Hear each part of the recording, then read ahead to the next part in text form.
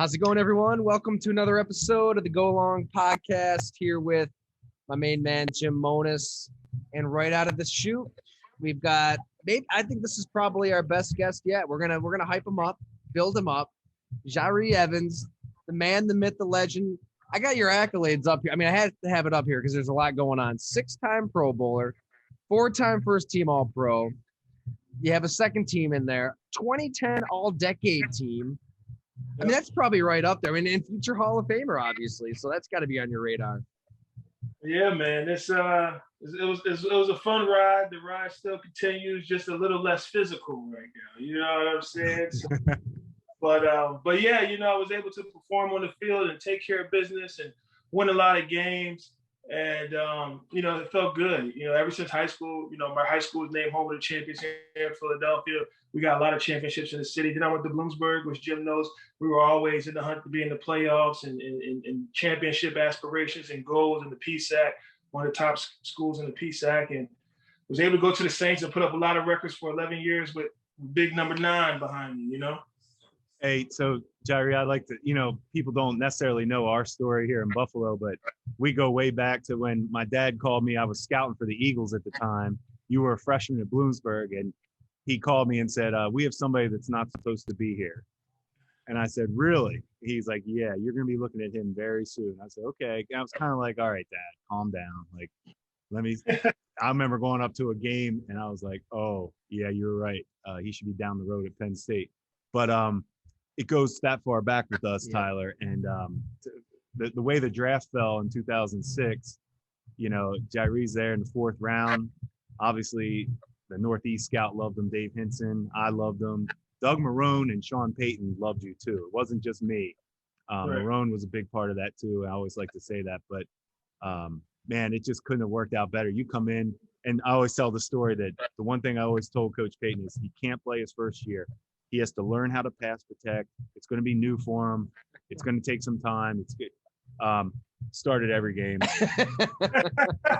and we just said, Doug Marrone had the famous quote that when you were a rookie, he came in and said, yep, Jahri, he stepped wrong on this play. He did this wrong and made the block. So he goes, I'm good. I don't care how he does it at this point as a rookie. He's making the blocks, and he became the most dominant guard I've ever watched. Luckily, the second best guard I probably ever watched was playing next to Jai on the other side, Carl Nix.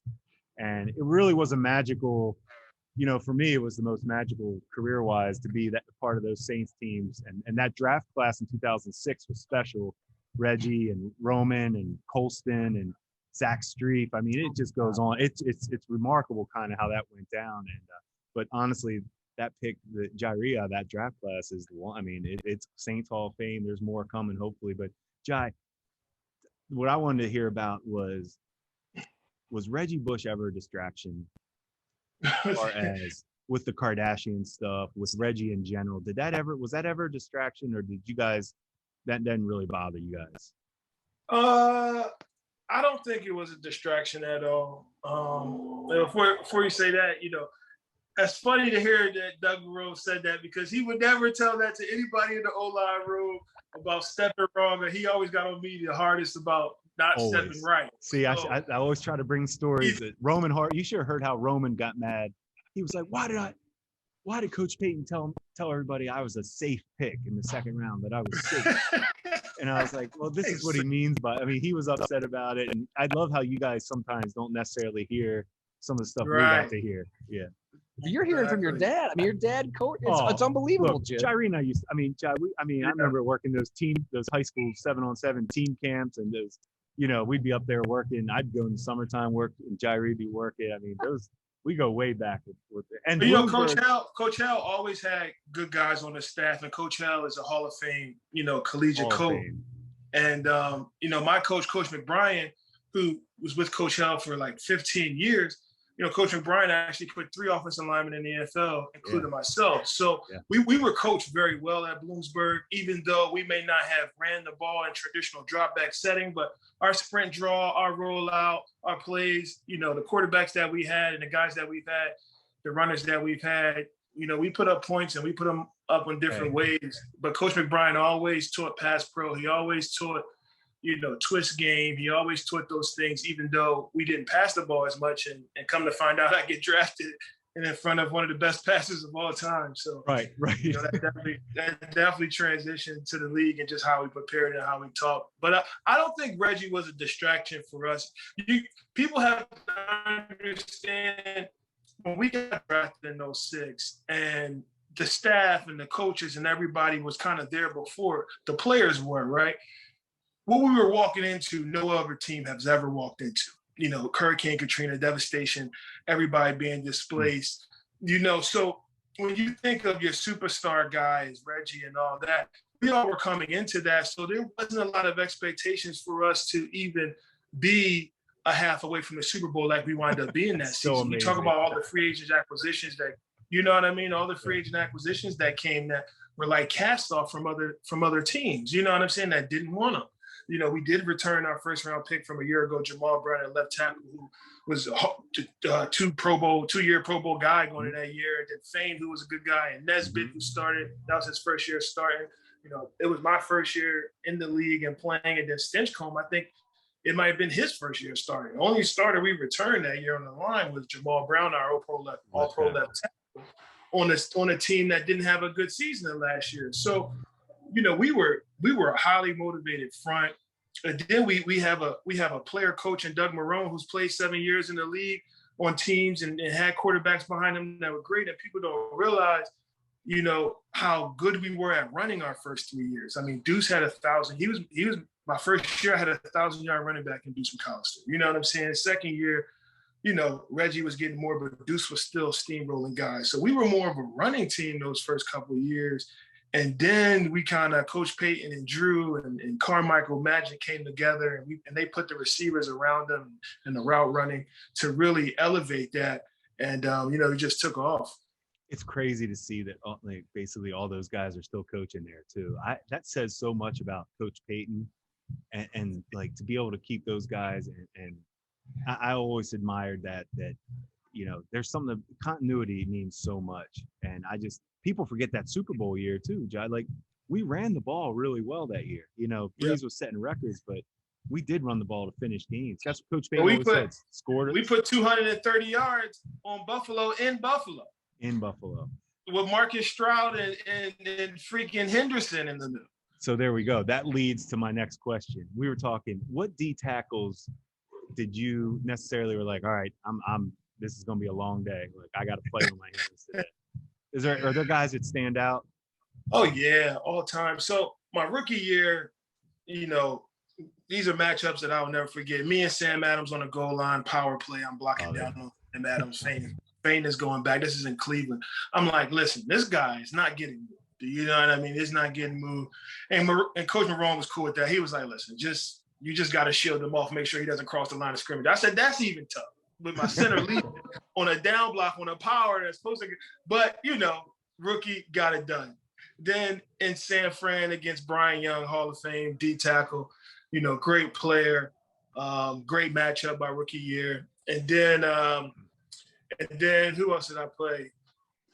I want to say I played one of the Pittsburgh guys my rookie year, big guy in the middle.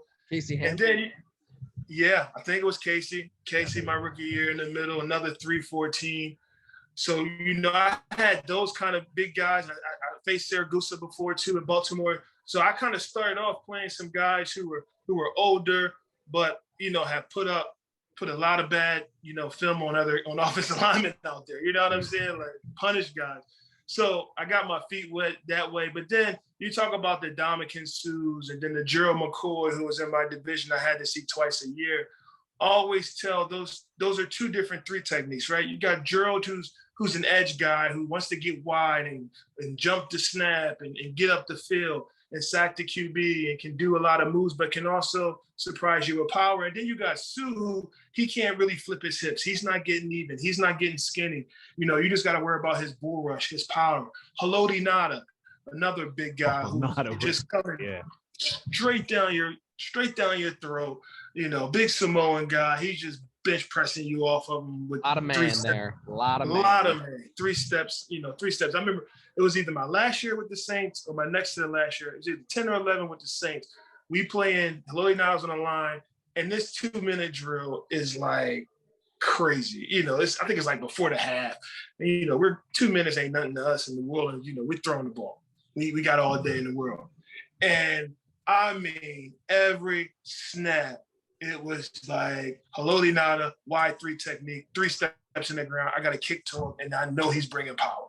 If you watch that film, I was absorbing that power in a pass pro, but my pad level was like the run game. It was crazy.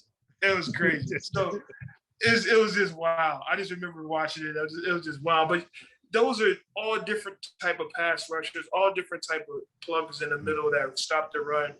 Then you got Aaron Donald, Defensive Player of the Year, the 3 technique at under 300 pounds, just crushing everybody with quick speed movements. So, those are and I played against Aaron Donald his rookie year, and I've never been beat by Aaron Donald. Let's put that on record, by the way. But those are the different kind of styles you can see, in the interior with, different defenses, different body types, and guys that have different strengths. As an offensive lineman, as a Hall of Fame offensive guard, do you enjoy pass blocking? I feel like as a lineman, I would want to be moving forward, like kicking ass, taking name. It's to move backward. You're protecting a Hall of Fame quarterback, maybe the best to ever do it. It's so important, but is it enjoyable? Like, how do snap to snap to move backwards and stop these guys are talking about? Well, like Jim said the other day, if he ever had to move up in the draft, he's only taking a QB. It depends on what QB I got. If I got somebody that's going to pat the ball for 7 seconds, back there eating a peanut butter and jelly sandwich with some milk, I'm not going to. But, a guy like Drew and Aaron and Russell, who I, had a short time playing with in preseason in Seattle, those guys know where they're going with the ball. Those guys are very confident in helping the offensive line out with the defense of, who's coming, who's not coming, the pass pro. And, those guys are Russ going to extend the play, Aaron can extend the play, but with Drew, like that ball's coming out, 3-step, 5-step, 7-step out. You know what I'm saying? So it was a little bit easier knowing as an offensive lineman, if I can get this defensive lineman into his second and third rush, he's done. The pass is out, it's over. So I really had to defend one rush. I'm taking one rush away. So I know he only can go that way. And now I know my quarterback's in a 3-step. I'm defending one move. By the time he gets to the second and third move, it's done. When you're winning games, that's fun. So yeah, and you're winning games. Yeah. So we're doing something right. Jahri, how hard was it towards the end there with the Saints when things get real? This is the business side of the game where, obviously New Orleans loves you. You love New Orleans. Like your heart's there. And then it gets crazy, right? Then you, like you just mentioned, you go to Seattle quick. That was, boom, boom. Then go back to the Saints, correct? And then go to Green Bay. Was that hard for you? Did you just want to stay in New Orleans? Yeah, it was very difficult. First of all, I guess I had one more year on my contract. I never saw myself actually when I signed that deal, which it would be the last deal for an interior lineman to sign, 7 years? It would be the last 7-year deal. I think it was 7, right? Yeah, I think it was like 7. But anyway, it would be no offensive lineman interior ever sign a 7-year deal like that, for that long of time, for 7 years. Now they're signing 4 and 5. But when I signed that, I was telling myself, this would be my last contract. So, honestly, when they came around and they released me before training camp, for obvious reasons, it wasn't about skill. It wasn't that I wasn't getting the job done. It wasn't about none of that. And that's what kind of made me like, what? Like, really? Like, okay. Like, it's not even about my play. You know what I'm saying? It's so hard. And that's the part of the game that it kind of shook me up a little bit. But lucky for them, it was crazy because Seattle wasn't about my play either. So, and the reason why I went to Seattle after I visited you guys and I visited San Fran. I didn't want to get into I didn't want to bring up that's another podcast. I ain't even going to talk. We ain't going to go there. We can go there. I don't want to talk about it either. And the only reason why I went there, because I didn't want to play in Buffalo. I was done with the cold. When I left the Poconos, I was like, I'm done with the cold. So, but I went there because Jim, obviously, his relationships, my O-line coach, who just left from New Orleans, Coach Chrome, you know, the Ryan brothers was there. It was a lot of synergy there. So I was like, you know what? And I wanted to get some Buffalo Wild Wings. Let's just be real. You know what I'm saying? So, but after I visited those two teams, you know, what happened. I kind of went on ice for a little bit because I saw that it was some stuff going on that I didn't like. So I was like, I'm just gonna wait and see who wants me. And Seattle wanted me. The GM, Gerald knew the GM. We had some connection there. You know, Jimmy was there. A couple guys. You know, we've had battles on those guys, and the defensive players wanted me there. That was the reason why Seattle reached out to me, because the defensive players said this O-line cannot get it done, and it wasn't. Cable never wanted me there, but sucked it up. Got there. Long story short, went there. Didn't have any reservation, thinking I wasn't going to make this team. You know, I was told we're keeping 9 guys in the room and not 10. So I'm like, whatever. That is a whatever. I can't even imagine somebody saying that to you, right? Yeah. I'm like, you guys are crazy. And I was in the 4th preseason game in the 4th quarter. I was playing, and Pete comes up to me. He's like, oh, I bet you didn't ever expect to play in the 4th quarter for a preseason game. I'm like, cool. I don't really care. It's not a big deal. Yeah, you guys got me out here with a center and a right tackle that, you know, whatever. You know what I'm saying? Like, it's not really what it is. You know what I'm saying? Like, I know the difference. But I'm like, the right guard that you guys plan on starting, he sees 9. I think he saw 9 Pro Bowl D tackles that season. And that's why I went to Seattle. I was like, because the right guard is not going to be able to play against 9 Pro Bowl D tackles and get it done. And I even suggested move him to right tackle. But little did I know that Webb's contract was guaranteed. And that's, you know, how the business side of it works. So that's kind of what happened with them. Then New Orleans came back around, and, you know, we kind of shook hands and smiled, and it was the best opportunity. And, you know, I was comfortable there. And I was just mad that my house sold in like 10 days. You had a nice spot. My house sold in 10 days. So, you know, it was okay. We wound up renting that year. And it was a fun season. Wanted to do more. But it was a fun season. And I knew as soon as I walked off the field after that first practice that I had back in New Orleans, I knew it was going to be my last season, just because of, you know, the money moves that they did in less than 3 hours. And see, that's the veteran part. You guys start to understand the business. Like, you go from being a rookie just wanting to play to now I know it's a business. It was like, fool me once, all right, fool me twice. I know what you guys think. Like, you know, this is my last year. And it was okay. Was my last year based off my play? No. I still think, you know, it wasn't. We all know that. But it is what it is. You know, we all got to get off this bus at some time. That's what Coach Payton said to me. So I was like, hey, I mean, you guys are opening the door. I'd rather keep it closed. Like, but, right. You know, it is what it is. You know, Jahri, Buffalo right now, obviously with the success with Josh Allen coming on the scene, you know, I always tell people the window is officially open. And I always say that window stays open for about 4 to 5 years realistically, when you have the franchise quarterback in place.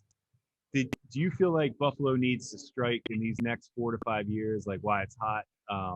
Did you feel that in New Orleans? I always felt like we left 1 or 2 on the table almost to say, not that it's that easy to win a Super Bowl, but that San Francisco game, I still think that year we were going to win the Super Bowl.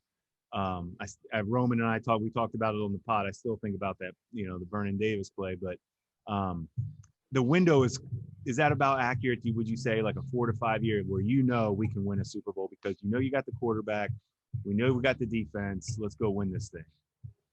Yeah, you're exactly right. I think with the records that we put up in NOLA, we definitely, everybody feels that way, right? That we had an opportunity on a couple of times and we just didn't get it done. But, you know, that's the nature of the game.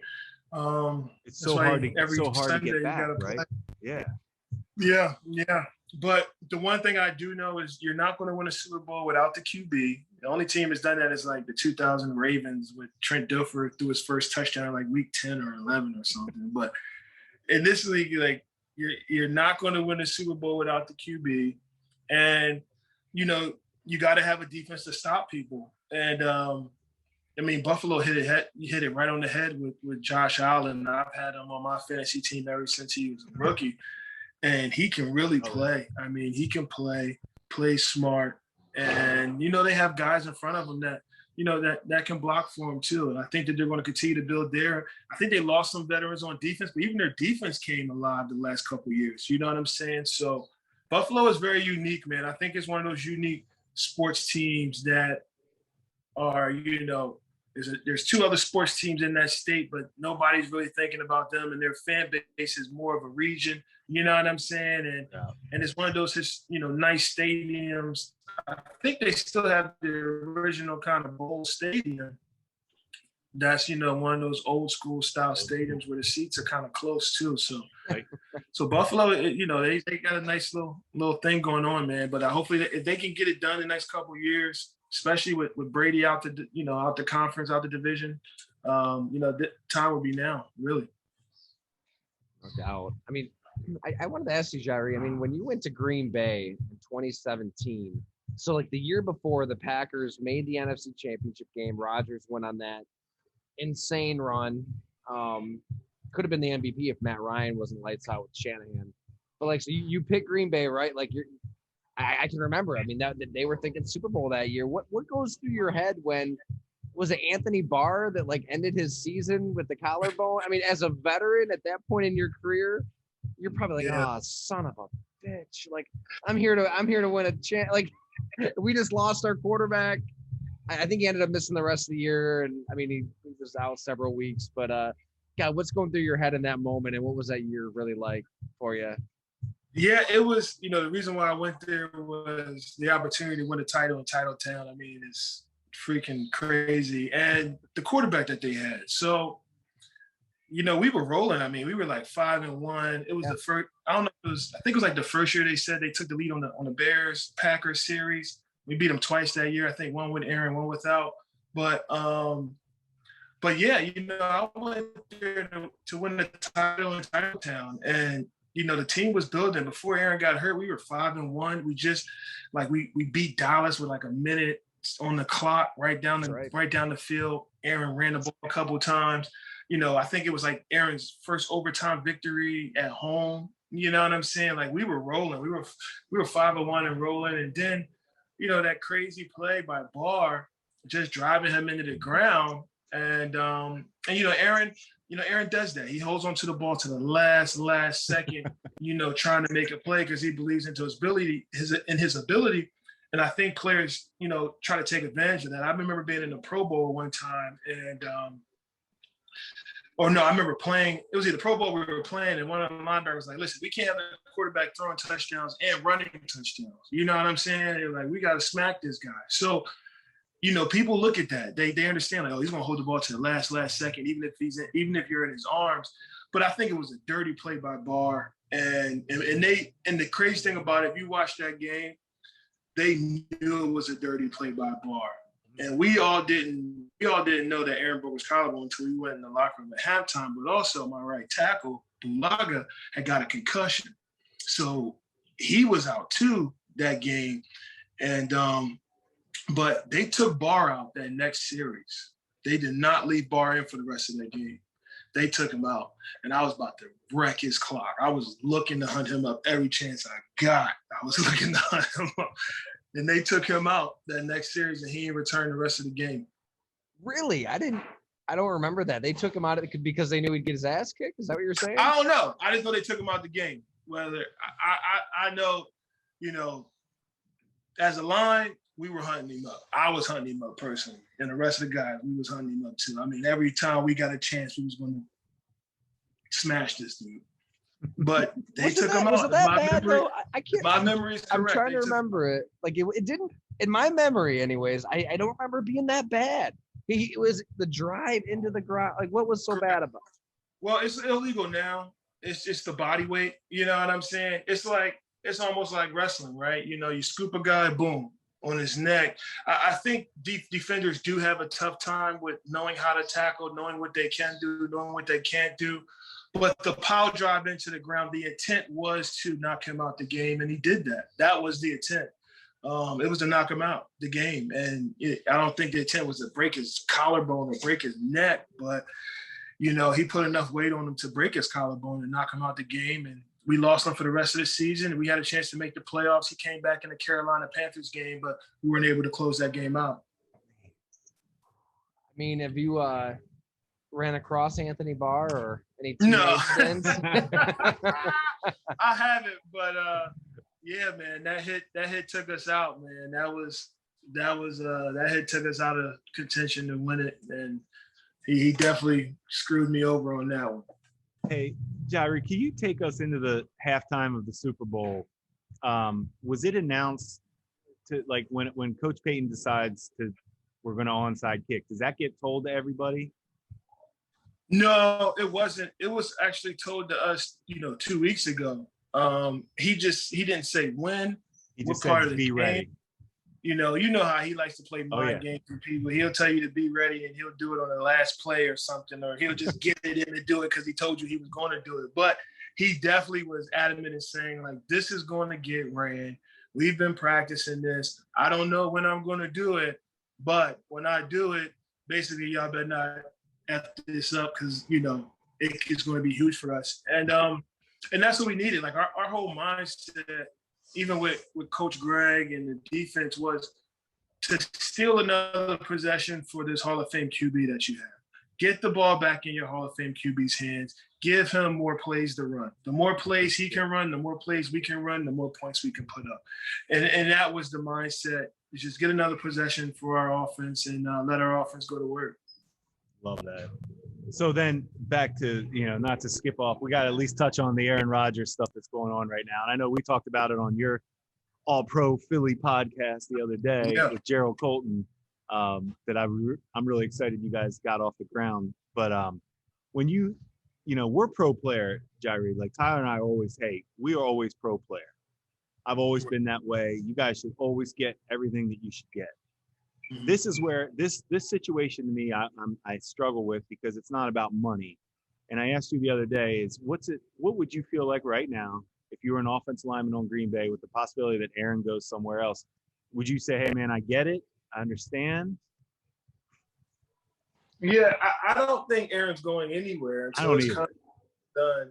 Like I said before, and this is no shot to Brett Hundley. When we lost Aaron, we didn't go in and say, hey, we're going to win this with Brett Hundley and win a Super Bowl. We went in and say, when is Aaron coming back so we can see if we can make the playoffs? You know what I'm saying? I don't see the organization sitting here saying, okay, Jordan Love is going to take this team and to the Super Bowl and win it. What I do see is I see a new coaching staff coming in, a new coaching staff saying, hey, we have this guy in Aaron Rodgers, but obviously his contract is up in a few years. Obviously he's a great QB, but he's not he's our guy for now. But what is going to be that? Who's going to be that next Aaron Rodgers? You know what I'm saying? And that's why they did what they did. Now, if they consulted that with, Aaron or whoever, they wanted to consult him with, they don't need to, because as long as the organization is backing them, saying, hey, we're planning for the future, this is what we want to do. So that's what I felt like they did. When, as a player, I don't give a flying F about anything but this year. Go out and get me somebody that can help me win now, while we have Aaron, while we have Devontae Adams, while we have Jamal, Aaron Jones at running back, Jamal, what's the name at the other running back? Those young, when they were rookies when I was there. While we have this offensive line, this defense, these DBs, go get us somebody that we can win with now, because we're this close to winning. So for them to not waste that pick, I'm not saying that Jordan Love isn't a good QB, or, they're just looking too far down the head and not looking at a Super Bowl right now, which pisses us off as players. It pisses fans off. And when they say, the next couple of years, there's not going to be a quarterback to draft. You're not going to be you're not going to have the ability to draft the QB high, because you're going to be winning games this season. So, you're not even going to be in the top 5 because you're going to win too many games this year. So that's where I think ever since then, it kind of was like, why didn't y'all get us somebody now that can help us win right now? You know what I mean? I think that's fair. I mean, it makes sense to me if you're a player and if you're on the Packers and you see them draft a quarterback, you're like, right? You would be like, really? Like, I get I'm that. saying Jordan loves the future, Jim. Well, that's what Green Bay see. Yeah, I'm saying that they weren't trying to win a ring last year. Bottom line, as soon as that coaching staff came in and drafted a QB in the first round, you're telling me that you're not trying to win a Super Bowl. Bottom line. Now, whether if it was the GM's decision or the president's decision to do that, or if they agreed to do it, I don't care whose decision it was. But as a player, my goal, I'm thinking about winning the Super Bowl. When I see my new coaching staff come in and draft a position that's not going to help me win the Super Bowl this year, you're basically telling me that that's not your priority. You're entitled to, and that's the issue. And that's the issue. I think that's honest of you, and I think that's a true statement. And that's the hardest debate from front office to players is how can, it's our job to the owner is to sustain success. Correct. Your job is I need to win this year because I don't know what's going to happen next year. So it is a touchy, and there's really not necessarily right or wrong in this. Right. To be honest, and I would love to see, I was just hoping Aaron. I mean, shoot, they were one game away from the Super Bowl last year. I mean, it's not like they were a bad team. But so imagine if they had a player like Jordan Jefferson or a crazy corner they could plug in at linebacker, corner, and safety, or imagine they just had that first round playmaker. You know what I'm saying? And that's where it's like, but I always tell guys this: the players go first, the coaches go second, the GMs go next, and then ownership sells the team. Owner's always going to be the last of the year. You're right. You're right about that. You know what I'm saying? So like. We, as players, we think in the now. We're thinking right now. We're thinking today, tomorrow, now. As the farther you go up in operations and management, they're thinking 10 years, 20 years. You know what I'm saying? They're thinking long term. And you're right. There is no wrong, but as a player, you can't BS me. You know what I'm saying? Yeah, that's very fair. Yeah. Here's a question though for you, Jahri. Like, if you're a player in Green Bay right now, like, and I've talked to some players on the team. And like they obviously want Aaron Rodgers there. He's the MVP. I mean, you're gonna make more money if Aaron Rodgers is your quarterback. So I get that, but like at what point, like if this keeps dragging on and on, like say it gets into training camp, at what point as a player do you say, well, Jesus, like we were 13-3 in back-to-back years. We've got a lot of talent. Like they just offered you the most money at the position ever. Like, what are we chopped liver? Like, if it's about winning, don't you want to be here, Aaron? Like, don't you want to be here with us? Like, are there guys in that locker room right now saying, like, what the hell, man? Are we that bad? Because that's the narrative is he doesn't have a supporting cast. They need more weapons. They need more around him. They haven't done enough for him. I go back and forth with these players because I get it. Like, they want him there because he's the MVP. He's really, really good. But also, are we that bad? Like, I don't know. Take us in that locker room. What's it like to be a teammate of Aaron Rodgers as this thing drags on and on and on? Well, I think people are looking at it like Aaron is upset with his teammates or the equipment manager or the doctors or whatever. I don't think that is the issue. I think the issue is not his teammates. Of course, he wants to throw the ball to Devontae Adams. Of course, he wants Aaron Jones running the ball. Like, you know what I mean? Of course, the guys up front, did their job. I don't think the issue is his teammates. I think it's something other than that, and I don't know what it is. Of course, he wants to win another Super Bowl in Green Bay. You know what I mean? I don't think that that's the case. Green Bay is a very unique place, meaning like it does not have an owner.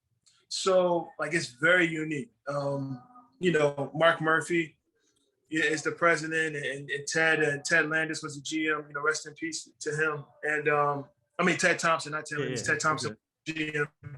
And so I don't know who the GM is now, but it's a very unique place without an owner. And the other place I know is New Orleans with Mr. Benson, who was a great owner, and Mrs. Benson, in the Benson family. So I think it's a different dynamic with that team as far as management. And I just think it's more so something with the new staff. Maybe something happened. I really don't know. You know what I'm saying?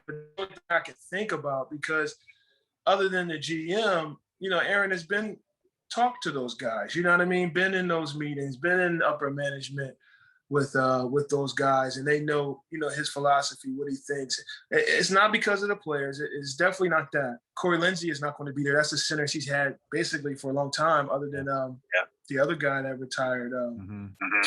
That was in Indianapolis, but there's guys that come and go. So I don't think that the issue is the players. It really isn't. I think that it's something else.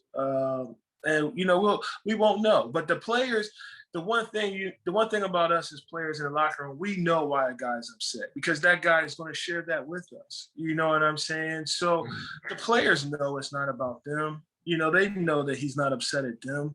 Aaron is a very smart guy. He's very worldly off the field, so he's not a bad communicator. So I think the players, understand where he's coming from. If they do, if they do. If they don't, they don't. But he's not that guy that's like, oh, it's the guys that's, I don't think the team can get it done. I don't think that that's the case. I think it's something else. Which tells me that he's just going to play for Green Bay, because it's like, how, if you're Aaron Rodgers, maybe right now he just wants the Packers to be embarrassed and wants to punish them in the court of public opinion. I can see that. You know what I mean? I can see that's what he's doing. I can see Aaron doing that. You know what I'm saying? I can see Aaron just being like, listen, I'm gonna get my stripe out there, whatever, and let everybody know how I feel. I can see him doing that. I mean, there's nothing wrong with that, doing it that way, but he's still under contract. They're not getting rid of him, and he's not going to play. You know what I mean? So they're obviously going to have a conversation. The one thing about Aaron in Green Bay, like, he, just like Drew and the other captains used to do in New Orleans, they will tell the coaches to leave the room, and they will have a conversation. So if this becomes something that, needs that conversation, or if the players get in the locker room, they feel like, hey, let's just clear the air, that will happen. And then everybody else will have to catch up to that. You get what I'm saying? So yeah, that makes sense. Yeah, that will happen. But yeah, I don't think, it's not a lot of news coming out of Green Bay, so I can see Aaron ruffling the feathers a little bit. He wants to be traded, though, too. Like, that's the thing. I mean, he might love his teammates and keep them in the loop, but, like, he also wants to leave. Like, did he say he wanted to be traded? He said that? He's not saying anything. I'm putting said words in his mouth. Okay. I mean, it's like, Aaron's not. I was like, Aaron's not like that. Leak to leak to leak. He's leaking. So it's unbelievable. Aaron is having. He knows what time it is. He got Devontae, those young running backs. They just got to put some guys up front to protect them and have a defense out there. But it's a tough place to play. Now, if you tell me he's tired of the cold weather, then okay. Like, I can believe that. You believe that? Just crap up there. Hey, Jahri, a lot of these new head coaches got hired this year. One guy I was always promoting on the podcast was Pete Carmichael. I don't understand why Pete never gets interviews. Does he, I hate to say this, but is he just not, can he just not stand in front of I can't understand how he doesn't get interviews for head jobs. Do you think he's perfect in his role?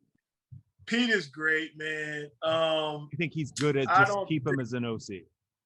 No, I think it's the same reason why a lot of guys didn't leave Belichick's staff, right?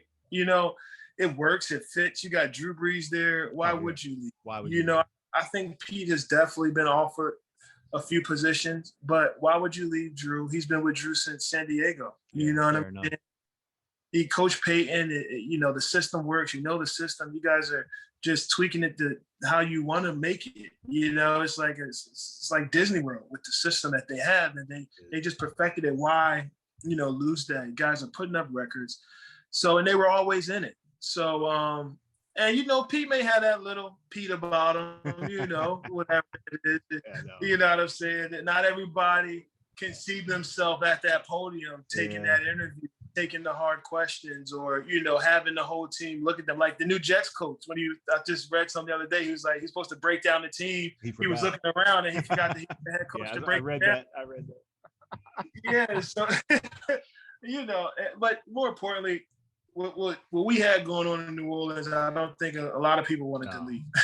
No, and he shouldn't. I tell you what though, if he can get Jameis Winston or Hill, if they win with those guys, somebody needs to start paying attention to Pete Carmichael. They're going to win. They're going to win. Jameis got an arm. He's going to win. So you feel good with Jameis? Okay, I like that. You like Jameis? Yeah, I like Jameis. I think, one thing we know, he's the only quarterback to ever, have his own 30 for 30 season show, right? 30 TDs, 30 touchdowns, right? But Jameis got an arm, man. Jameis, he can throw. It's just more so about his decision making. So it'll be interesting to see how Pete and Coach Payton make him or show him how to make the right decision. Yeah. Pre-snap, after snap, with that arm in the dome. And then Taysom, he's a baller, man. He's a player. He was with me in Green Bay, before they released him.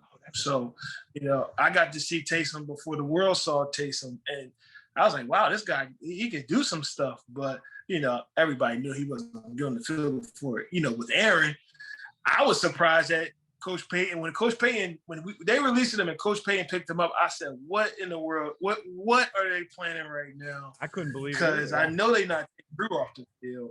I'm like, what? But, I also know Coach to always make sure he got a wrinkle and a QB that can do some stuff. And shoot, we saw Taysom be the baller that he is. He's a fascinating guy. I mean, at BYU, fans booed him. I mean, they wanted him off. They didn't like him because he was struggled. He was injured. And then he did pretty well, but he was still hurt a lot. And then he gets to Green Bay, and like you said, he played well in Green Bay, but with Aaron Rodgers there, he did. I guess they just didn't want to keep him around. And here he is with a chance to compete to start, which is pretty wild.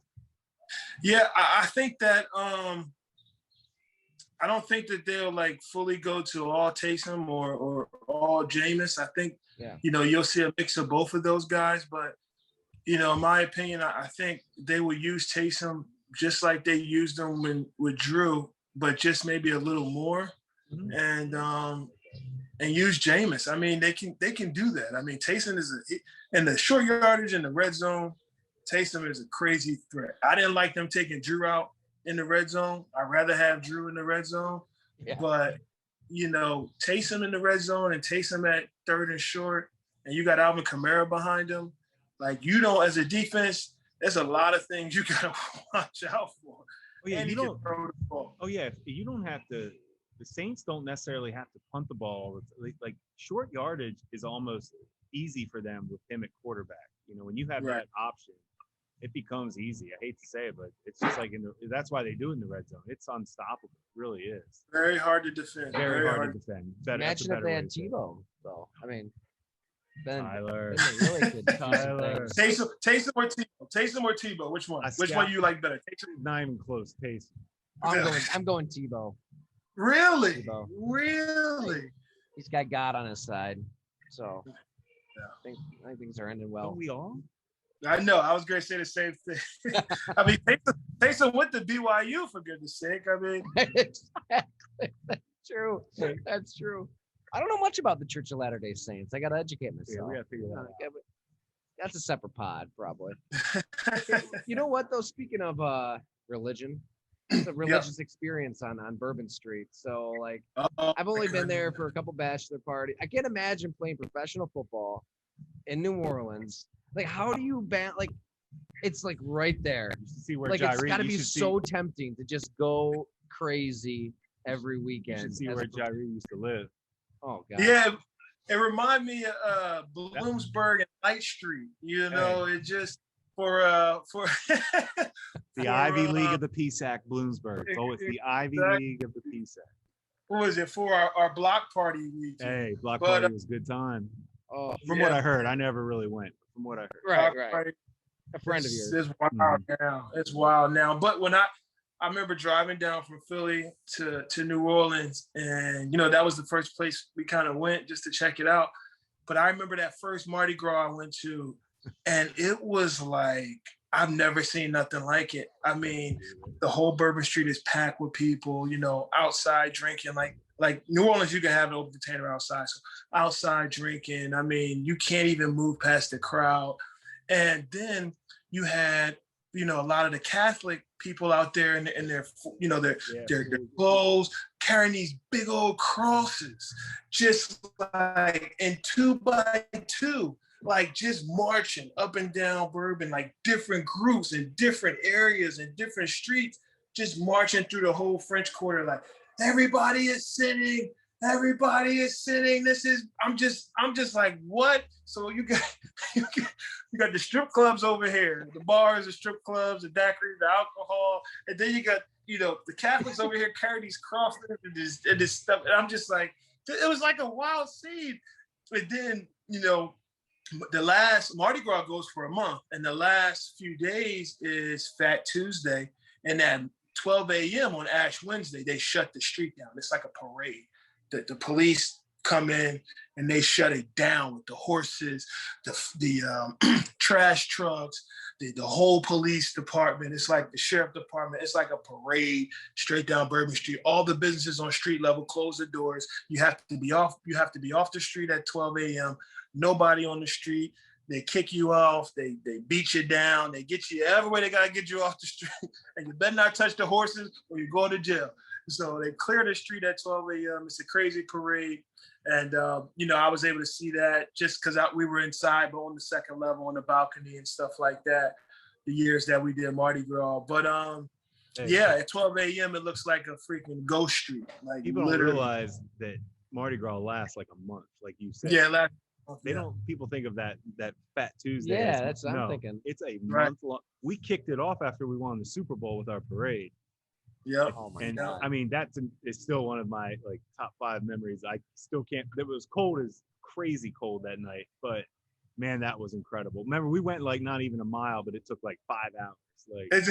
That's the only parade I've ridden in New Orleans, and it was. I haven't rode in a parade. That was the only one. How can you beat it? How can you beat it?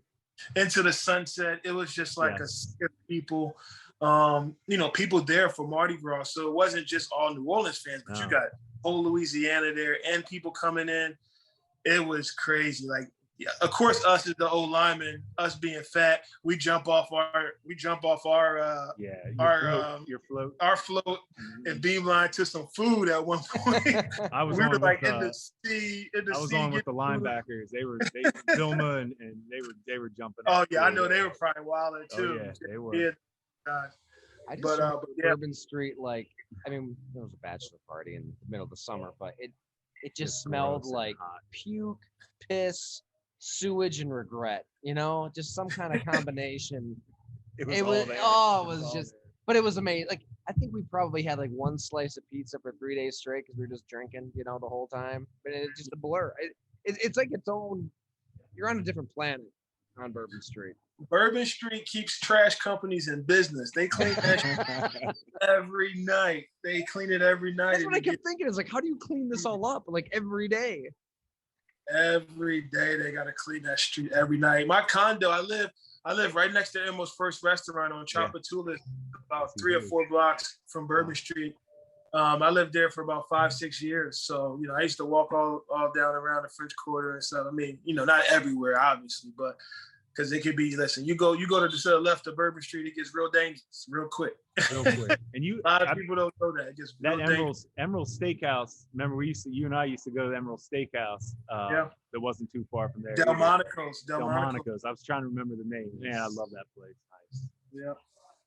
Jahri, you're amazing. Hey, do you want to promote? So give us so you got the All Pro Philly podcast. What else? Where can we follow you on Twitter?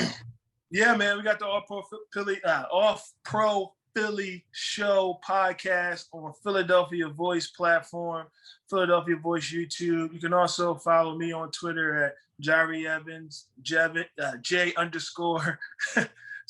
Trey_E, but Jahri Evans, you can find me. Instagram, J.Evans73, and Facebook, just Jahri Evans. But yeah, we have that, our podcast, Gerald and I, the All Pro Philly Show on phillyvoice.com. Man, we can't thank you enough. This means a lot to us today. It really means a lot. Anytime, fellas. Just let me know. Yeah, we'll get you back on when the season starts up. Yeah, man. And when I come see Niagara Falls, we got you taken care of. Yeah, for sure. Come here to Hamburg Brewing, man. We'll throw back some beers. We're at the spot. Hey, I'll be up. All right, man. Thanks so much for the time. That was awesome. Thanks, Josh. See you. Thank you.